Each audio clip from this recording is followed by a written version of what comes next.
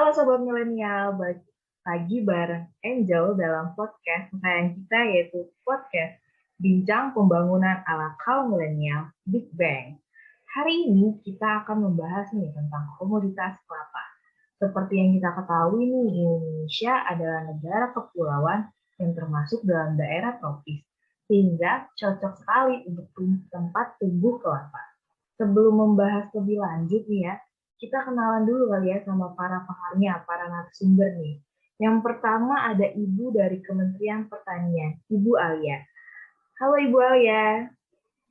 Halo Mbak Angel. Gimana nih kabarnya Bu Alia? Alhamdulillah baik. Mbak Angel sendiri gimana kabarnya? Puji Tuhan baik Bu Alia. Oke, next ke narasumber yang kedua yaitu petani kelapa. Bu Tia. Halo Bu Tia. Halo Mbak Angel. Gimana nih kabar Bu Tia nih? Alhamdulillah baik sih Mbak. Alhamdulillah ya. Ya. Selanjutnya ada narasumber dari Kargil, Ibu Selvi. Halo Bu Selvi. Halo Mbak Angel. Gimana kabarnya Bu? Alhamdulillah sehat. Alhamdulillah ya. Dan yang terakhir nih, narasumber kita dari Asosiasi Kelapa Indonesia, Bu Rina. Halo Bu Rina. Halo Mbak Angel. Gimana kabarnya Bu? Baik-baik kan saat Ya, pandemi ini Bu? Alhamdulillah baik-baik. Alhamdulillah. Berarti kabar-kabaran kita udah kelar nih ya. Oke, seperti yang kita ketahui kalau Indonesia itu merupakan negara agraris yang memerlukan perhatian khusus untuk mengolah sumber dayanya, terutama pada sektor pertanian, agar bisa kuat dan tangguh dalam menghadapi persaingan global. Sektor yang memegang peranan penting bagi pertumbuhan perekonomian Indonesia adalah sektor perkebunan. Perkebunan yang dimaksud ini adalah perkebunan kelapa. Yang seperti kita tahu nih, kelapa ini punya julukan pohon kehidupan karena memiliki sumber manfaat yang sangat banyak. Tanpa berlama-lama lagi nih, kita langsung aja tanya-tanya ke narasumber kita, Bu Rina. Bagaimana sih Bu fakta yang terjadi dalam perkebunan kelapa di Indonesia saat ini? Oke, baik Mbak Angel. Jadi membahas mengenai kelapa itu sangat menarik ya. Sebagai negara tropis, Indonesia itu memiliki potensi tinggi untuk produksi kelapanya. Berdasarkan data Badan Pusat Statistik, luas areal tanaman kelapa pada tahun 2020 mencapai 3,377 juta hektar dengan total produksi sekitar 2,812 juta ton. Nah, dari luas tersebut, sebagian besar itu diusahakan oleh petani rakyat. Komoditas kelapa di samping dimanfaatkan untuk konsumsi dalam negeri, sebagian juga diekspor yang akan mendatangkan devisa, sehingga komoditas kelapa ini dapat dijadikan salah satu sumber perekonomian nasional. Nah, tadi kan udah disampaikan juga ya oleh Mbak Angel kalau misalnya kelapa ini memiliki julukan tanaman kehidupan gitu. Bener banget, tanaman kehidupan karena seluruh bagian pohonnya itu bisa dimanfaatkan. Nah, pemanfaatan itu bertujuan untuk meningkatkan nilai tambah kelapanya dan prospek pasar global. Jadi, alangkah lebih baik nih biar nilai tambahnya tuh lebih bagus juga dilakukan pengolahan kayak misal dari air kelapa. Air kelapa itu biasanya diolah menjadi nata de coco atau vinegar, kecap, bahkan minuman lainnya. Terus juga untuk bagian daging kelapa. Daging kelapa tuh umumnya dijadikan kopra, di mana kopra ini sebagai bahan minyak kelapa ya, yang nantinya bakal diolah lagi jadi minyak goreng dan juga koko chemical. Terus juga ada bagian tempurung kelapa nih. Tempurung kelapa nih biasanya digunakan untuk tepung arang, karbon aktif, kerajinan, terus juga bahkan ada yang pakai tempurung kelapa tuh buat pengganti gayung. Lalu ada juga bagian sabut kelapa. Nah, sabut kelapa ini biasanya dipakai buat matras, isi jok atau kursi. Lalu tak jarang juga digunakan sebagai bahan bakar, anyaman tali, keset. Terus ibu-ibu nih biasanya pakai sabut kelapa buat media tanam anggrek. Nah, selain itu juga ada bagian batangnya. Batangnya itu bisa digunakan sebagai bahan jembatan, furniture, ataupun bahan bangunan lainnya. Lalu bagian daunnya kelapa itu biasanya dijadikan kerajinan, terus juga atau janur buat yang pengantin. Terus nih buat lebaran ya, menjelang lebaran tuh biasanya dipakai buat bahan pembungkus ketupat. Ataupun ada yang make daun kelapa ini jadi atap rumah. Terus bagian yang terakhir tuh tangkai anak daun. Nah, biasanya tangkai anak daun ini dikeringkan lalu disatukan menjadi sapu lidi. Jadi cukup banyak banget kan dari seluruh bagiannya kelapa tuh bisa dimanfaatkan gitu. Pas banget dijulukin sebagai tanaman kehidupan. Nah, di Indonesia sendiri itu kan merupakan negara produksi kelapa terbesar di dunia, mengalahkan Filipina, India, Sri Lanka, Brazil, Vietnam, Meksiko, Papua Nugini, Thailand, dan Malaysia. Nah, meskipun berada di urutan pertama penghasil kelapa dunia, pengusaha produksi kelapa sebagai komoditas ekspor sesungguhnya itu adalah Filipina. Hal ini tuh terjadi karena keseriusan dan ketekunan Filipina dalam mengelola produksi kelapa yang mampu menghasilkan 125 produk olahan dari kelapa. Sedangkan Indonesia sendiri itu baru mencapai 25 jenis olahan saja. Nah, kalau nanya nih, gimana aja sih daerah sentra produsen kelapa di Indonesia terbesar tuh apa aja? Itu berdasarkan data BPS, ya daerah penghasil kelapa terbanyak di Indonesia pada tahun 2021 itu mayoritas di luar Pulau Jawa. Yang pertama tuh ada Riau, lalu disusul Sulawesi Utara, Jawa Timur, Maluku Utara, dan Sulawesi Tengah. Nah, pada tahun 2017, Indonesia itu menjadi eksportir produk kelapa dalam bentuk minyak kelapa dan kelapa yang dikeringkan, atau bisa kita katakan kelapa setengah jadi gitu ya. Menjadi eksportir kelapa setengah jadi itu yang kedua di dunia pada tahun 2017. Nah, Indonesia hanya unggul dalam ekspor kelapa yang masih berada di dalam kulit dengan jumlah ekspor mencapai 58% dari ekspor yang ada di dunia.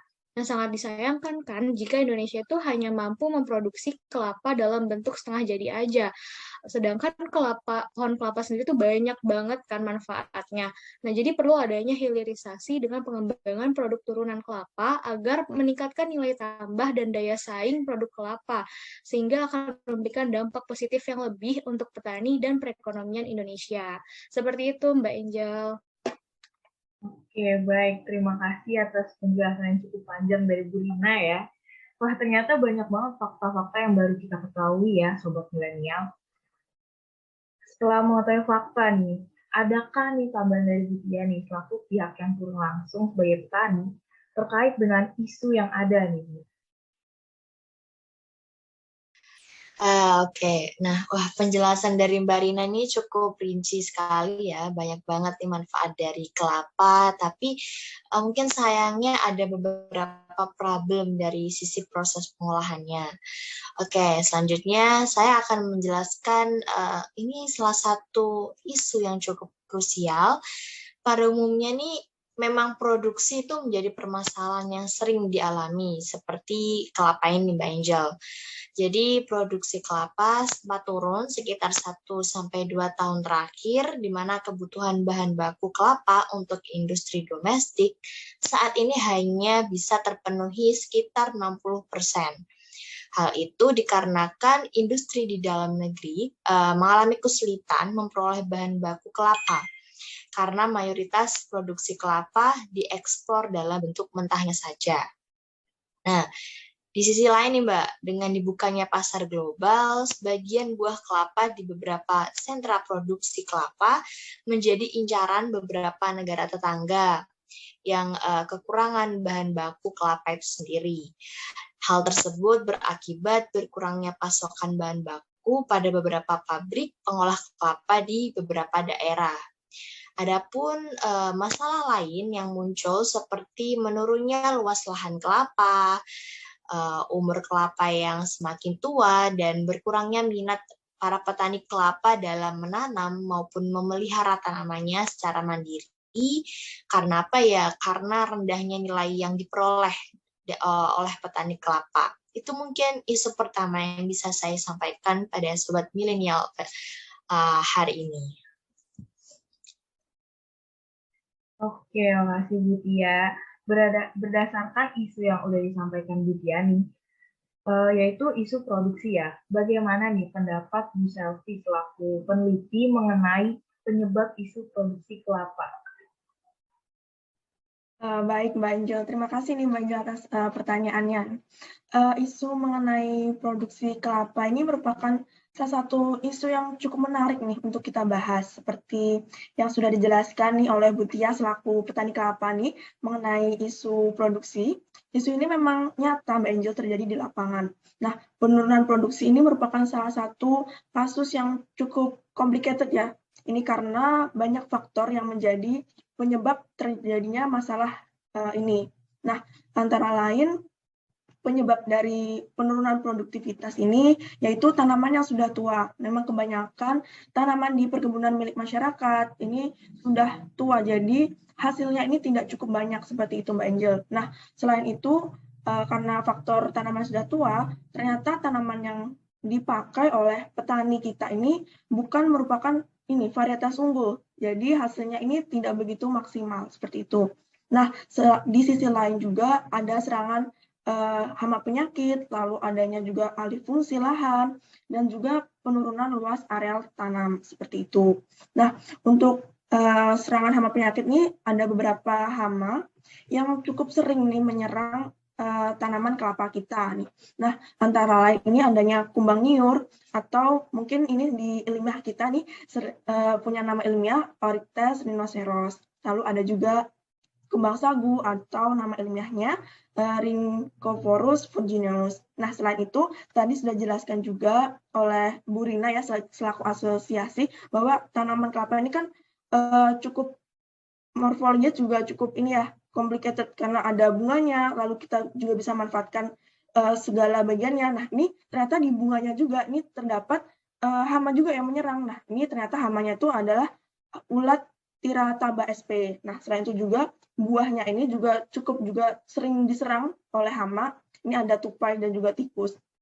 Nah, hama sendiri ini juga tidak hanya menyerang untuk kegiatan on farm, ternyata ketika untuk penyimpanan juga masih ada hama yang sering menyerang. Nah, ini kita kenal juga sebagai hama gudang. Ini hama yang menyerang ketika kita menyimpan kelapa ini seperti itu. Nah, hama-hama itu biasanya tuh ada Corsira sp, lalu ada Dolesa sp, ada Necrobia sp seperti itu.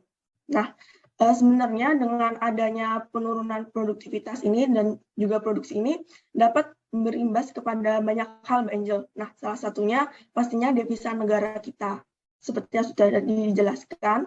Nah, ini menurut data BPS bahwa kelapa ini merupakan salah satu penyumbang devisa negara kita. Ini menempati posisi keempat terbesar. Nah, selain itu juga dengan adanya penurunan produksi ini berimbas atau mengancam kepada sumber pendapatan asli daerah.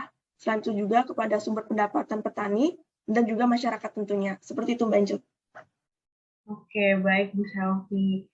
Terima kasih atas penjelasannya. Penjelasannya itu cukup menarik ya, Sobat Milenial.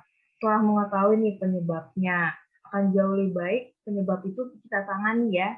Nah, menurut Bu Selvi nih, bagaimana cara menangani isu produksi tersebut?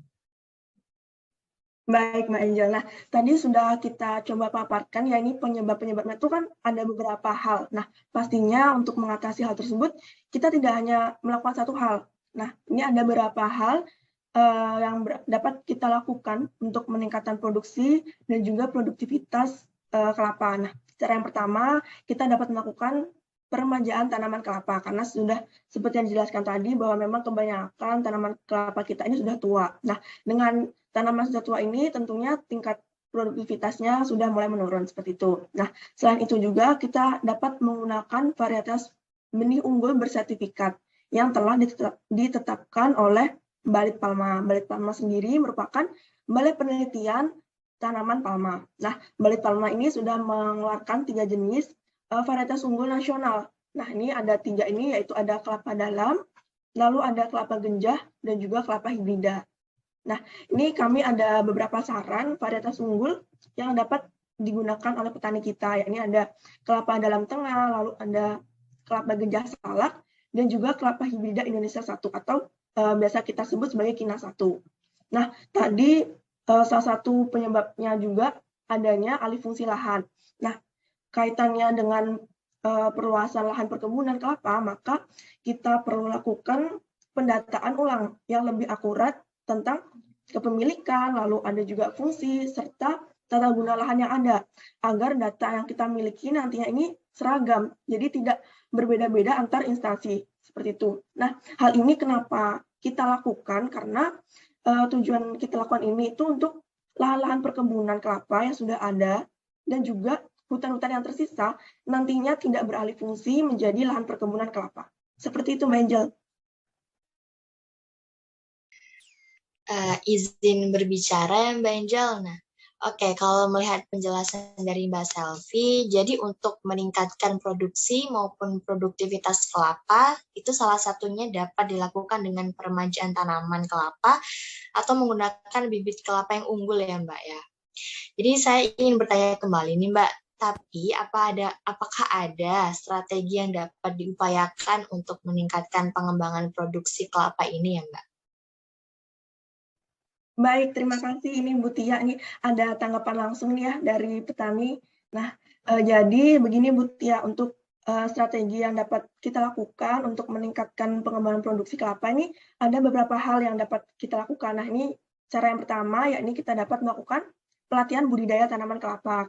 Mengapa hal ini penting? Karena kegiatan on-farm sendiri merupakan salah satu kegiatan yang utama atau kegiatan inti dari perkebunan kelapa, seperti itu. Nah, setelah nantinya kita melakukan pelatihan budidaya di kegiatan on-farm, kita juga akan melakukan pelatihan penanganan pasca panen. Nah, kegiatan pasca panen sendiri kita bedakan menjadi dua kegiatan, yaitu ada kegiatan pengumpulan, serta kegiatan penyortiran dan penggolongan buah.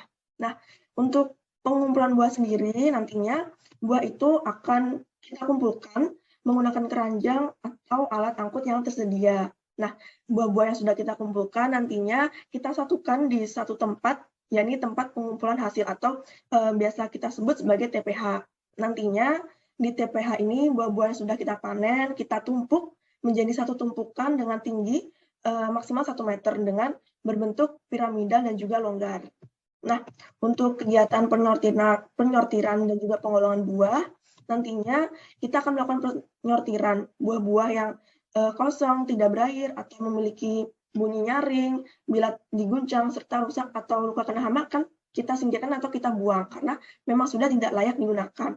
Nah, untuk buah-buah yang memang tidak memenuhi standar, seperti buahnya itu memiliki ukuran kecil, atau mungkin kelapanya ini butirannya pecah, atau mungkin sudah berkecambah, nantinya buah-buah ini akan kita alokasikan untuk pengolahan kopra, seperti itu. Nah, sedangkan untuk kelapa yang sudah kurang masak nih ketika kita panen, nantinya akan kita jual langsung. Namun tentunya sebelum kita jual akan kita lakukan pencuitan atau pembuangan kulit bagian luar buah, seperti itu. Untuk budidaya sendiri, nanti dapat kita lakukan dengan pendekatan pengelolaan tanaman terpadu, atau biasa kita sebut sebagai PTT. Nah, nantinya PTT ini akan menerapkan teknologi yang sesuai dengan agroekosistem dan juga sosial ekonomi petani, berdasarkan komponen teknologi yang memang sudah disediakan penyuluh pertanian atau pembimbing lapang, seperti itu. Nah, tadi kita sudah bahas untuk pelatihan di on-farm-nya, lalu pelatihan pasca panennya, mungkin kita bergeser sedikit untuk ke hilirnya, yakni kita dapat lakukan sertifikasi benih. Nah, sertifikasi benih ini apa? Yaitu penerbitan sertifikat benih yang dilakukan oleh lembaga terkait. Nah, benih-benih ini tentunya sudah melalui pengujian laboratorium serta pengawasan. Nah, nantinya ketika semua langkah-langkah tadi sudah kita lakukan, kita akan melakukan pendampingan, pemasaran, dan juga manajemen pemasaran hasil. Seperti itu, Ibu. Oke, terima kasih Bu Selvi atas jawabannya. Berarti sudah cukup terjawab ya Bu Tia atas pertanyaan tadi ya. Oke, next kita lanjut. Kan tadi udah ada nih isu produksi ya. Adakah lagi isu yang ada pada komoditas kelapa ini nih? Mungkin Bu Tia bisa bantu. Tentunya ada, Mbak. Oke, selanjutnya. Baik, terima kasih Mbak Angel. Saya sekarang beralih nih, mencoba untuk melihat dari sisi ekspor. Tentu saja ada isu mengenai kelapa ini, Mbak. Saya coba jelaskan pada sobat milenial yang hadir hari ini Nah, kalau melihat dari data BPS, ekspor minyak kelapa merosot 24,65% dari 1,14 miliar US dollar pada Januari sampai Oktober 2015 menjadi 860,87 juta US dollar pada Januari sampai Oktober 2016. Nah, selain itu diikuti dengan penurunan nilai ekspor kopra sebesar 69% dari sekitar 28,4 juta US dollar pada Januari sampai Oktober 2015 menjadi 8,6 juta US dollar pada Januari sampai Oktober 2016. Nah, hal itu juga dapat menyebabkan turunnya kontribusi kelapa dalam mendorong pembangunan ekonomi nasional, apalagi dilihat dari belum efektifnya para petani maupun pemilik industri pengolahan kelapa yang belum bisa mengoptimalkan ketersediaan sumber daya kelapa ini. Mungkin itu sih yang bisa saya sampaikan, Mbak Angel. Oke, makasih Bu Tia atas penjelasannya. Berarti memang ada ya isu dari ekspor ini. Bahkan petani kelapa pun tahu ada isu di nilai ekspor ini ya. Tadi kan kita udah bertanya dari sisi peneliti dan sisi petani ya. Mungkin kita ganti ke sisi pemerintah selaku pemberi kebijakan. Bagaimana pendapat Bu Alia mengenai penyebab isu ekspor pada kelapa?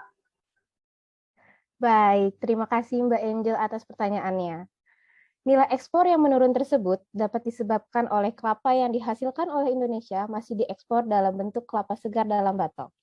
Penjualan kelapa segar dalam batok tersebut dikarenakan harga kopra yang naik turun atau tidak stabil, sehingga petani lebih memilih untuk menjual dalam bentuk kelapa utuh. Selain karena harga kopra yang tidak menentu, ketatnya saingan dari beberapa minyak nabati lain juga menjadi alasan. Salah satunya yakni minyak kelapa sawit atau CPO, serta minyak kedelai. Lalu selanjutnya, pada produk minyak kelapa yang akan diekspor, produsen masih banyak yang belum memerhatikan standar ekspor, sehingga produk tersebut belum bisa diekspor karena belum terpenuhinya standar tersebut. Begitu Mbak Angel. Oke, terima kasih Bu atas penjelasannya. Memang isu ekspor ini tidak pernah ada habisnya ya Sobat Milenial. Kira-kira nih menurut Bu Alia, bagaimana cara menangani isu ekspor ini pada komoditas kelapa? Baik. Nah, nilai ekspor yang menurun tersebut dapat ditangani dengan mengolah kelapa sehingga menjadi berbagai produk turunan sehingga dapat meningkatkan nilai tambah kelapa tersebut.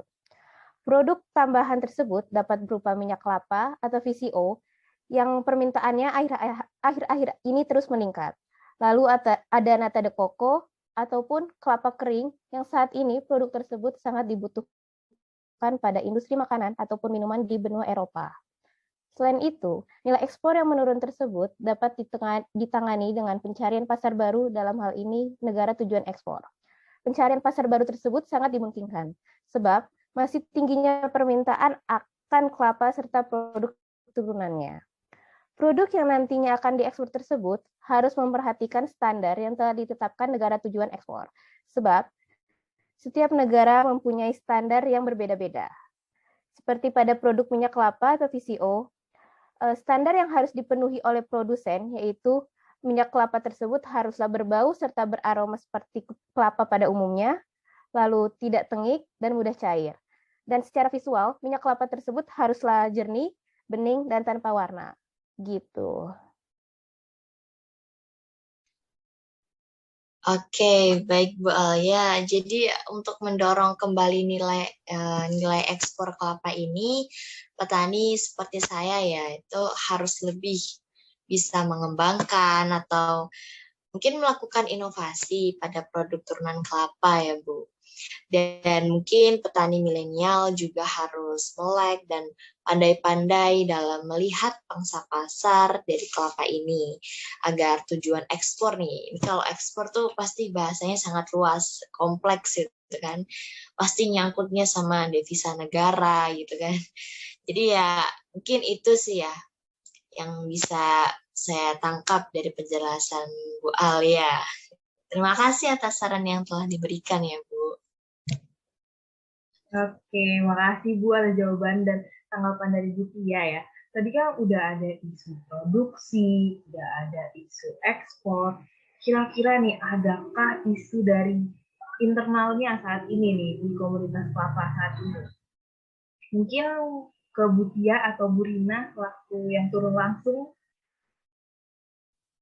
Oke, baik. Mungkin saya dulu kali ya yang bakal jawab. Tentu masih ada isu lainnya nih Mbak Angel, yaitu pada subsistem hilir.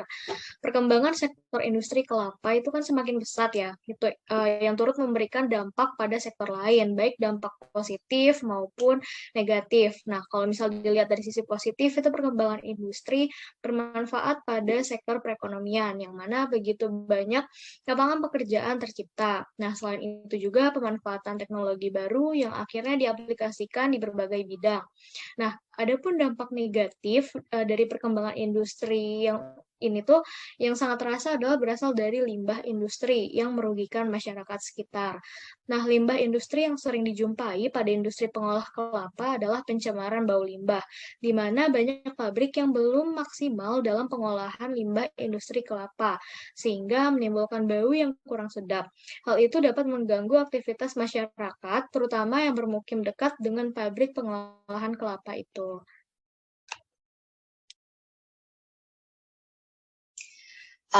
Mau nambahin nih dari penjelasan yang sudah dipaparkan sama Mbak Rina. Mungkin saya ambil contoh yaitu salah satu kasus pada industri tepung kelapa di Riau, di mana aktivitas yang mereka lakukan itu memberikan dampak negatif bagi lingkungan, seperti pencemaran bau busuk yang berasal dari kelapa busuk hasil sortiran. Selain itu, ada juga pencemaran yang didapati dari limbah hasil pengolahan tepung kelapa. Jadi limbah pengolahan tadi bisa mengganggu aktivitas masyarakat sekitar. Seperti itu sih Mbak Angel. Oke, terima kasih Bu Rina dan Bu Tia atas penjelasannya ya. Wah, isunya cukup kompleks ya, Sobat Milenial. Jadi, apa sih sebenarnya yang dapat kita lakukan untuk menangani isu ini nih? Mungkin langsung ke Bu Alia ya, bagaimana cara menangani isu tersebut. Baik, terima kasih Mbak Angel atas pertanyaannya. Dalam menanggapi isu tersebut, pabrik pengolahan kelapa yang berada di kawasan permukiman haruslah direlokasi ke kawasan industri. Hal tersebut dilakukan sehingga dapat meminimalkan pencemaran lingkungan yang muncul dari operasional pabrik. Nah, apabila pabrik tersebut sudah dibangun di kawasan permukiman, maka limbah yang dihasilkan haruslah diolah terlebih dahulu sebelum dibuang. Lalu pabrik tersebut haruslah secepatnya direlokasi ke kawasan industri. Begitu, Mbak. Oke, terima kasih Bu atas penjelasannya. Wah, Sobat Milenial, hari ini kita jadi tahu ya, bagaimana kelapa itu memiliki daya saing. Bagaimana kelapa ada isunya loh, dan kita juga berbincang-bincang mengenai bagaimana menangani isu yang ada. Mungkin saya rangkum ya dari perbincangan-perbincangan kita hari ini, bahwa komunitas kelapa itu memiliki 3 isu yang penting, yaitu produksi dan produktivitas yang menurunnya nilai ekspor, dan penggunaan sarana prasarana yang masih kurang. Strategi yang disarankan diantaranya itu melakukan peremajaan tanaman kelapa, menggunakan bibit kelapa yang unggul, mengolah kelapa menjadi berbagai produk turunan yang dapat meningkatkan nilai tambah kelapa tersebut, dan adanya relokasi pabrik dari yang tadi kawasan pemukiman warga gitu ya ke kawasan industri. Baiklah Sobat Milenial, udah banyak banget yang dijelasin, udah banyak informasi kita pada hari ini yang kita tangkep. Sebelumnya kita terima kasih dulu nih ke ibu-ibu dari Bu Alia, Bu Selvi, Bu Rina, Bu Tia, karena udah menemani kita, udah memberikan informasi yang banyak. Terima kasih Bu. Sama-sama Mbak Angel. Ya. Tapi terima kasih Mbak atas kesempatannya. Iya. Sayang sekali nih waktu kita hanya sampai saat ini Sobat Milenial. Maka dari itu berakhirlah podcast kita. Saya Angel, pamit undur diri. Sampai jumpa di podcast Bincang Pembangunan ala kaum milenial selanjutnya. Terima kasih. Sehat selalu. Terima kasih Ibu-Ibu. Terima kasih, lagi Bu. Mbak Terima Angel. kasih, Mbak Angel, Sehat-sehat Mbak atas Angel. kesempatannya. Ya, selalu Bu. Lain Jangan kali lupa ketemu undang-undang lagi lagi ya. ya. Oke, Iya. siap Bu.